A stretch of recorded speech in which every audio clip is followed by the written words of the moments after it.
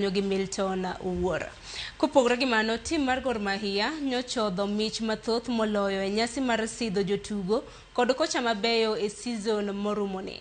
E rang'iny mar kocha maberie moloyo, mane en kocha mar Gor Mahia Jonathan McKinstry, nosidhi kaka kocha maber moloyo duto. Bang' konyo Gor Mahia osimbo mare mar 21. Bende nokonyo Gor yudo osimbono kuom higni 2 moluore. Austin Odhiambo emoyier kaka jatugo manigi huma moloyo, mong'ere kaka Most Valuable Player kata MVP. Odhiambo nokonyo Gor e season mangima. Kanyaka sani osegwele tim mar Harambee Stars. I thank him so much where he is.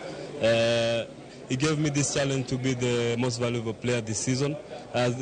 Before the season began, he told me that I can do it. I pushed for it, and I just think he's the one who gave me the target. I thank him so much. It's a motivation to me as a player, because it shows that I've been doing great work, and I'm so thankful once again to anyone who supported me to get this award.